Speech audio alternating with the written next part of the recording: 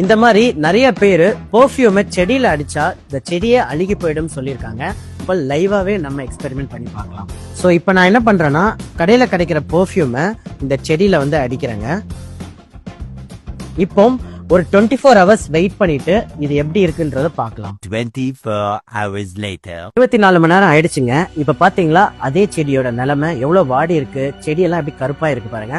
So இப்ப தெரியுதா இந்த பர்ஃபியூம் பின்னாடி இருக்கிற டேஞ்சர். குறிப்பா இந்த பர்ஃபியூம் மேனுஃபேக்சரர் என்ன பண்றாங்கன்னா இதுல பேலேட்ஸ், பாராபென்ட் 2 முக்கியமான கெமிக்கல், அது போக பல கெமிக்கல் ஆட் பண்றாங்க. இது என்ன பண்ணுதுன்னா நம்மளுடைய எண்டோக்ரைன் கிளாண்டை டிஸ்டர்ப் பண்ணுதுங்க. அதாவது நம்மளுடைய பல ஹார்மோன்கள் தடைப்படுது. டயபிட்டிஸ் இருக்கவங்க, தைராய்டு இருக்கவங்களுக்கு இது அதிகப்படுத்துது. அதே மாதிரி லேடிஸ் வந்து பிரஸ்ட் கேன்சரும் அண்ட் மேலுக்கு வந்து பாத்தீங்கன்னா டெஸ்டோஸ்டிரான் லெவலும் பாதிப்படைகிறதுக்கு இது ஒன் ஆஃப் தி காரணமா அமையுதுங்க. சோ இதுக்கப்புறம் இந்த மாதிரியான கடையில கிடைக்கிற விளம்பரத்தை நம்பி வாங்குற இந்த பெர்ஃப்யூமை யூஸ் பண்றத தவிர்த்துருங்க. சோ இந்த வீடியோ நிறைய பேருக்கு யூஸ்ஃபுல்லா இருக்குங்க. சோ தயவு செஞ்சு இது உங்க ஃப்ரெண்ட்ஸ் அண்ட்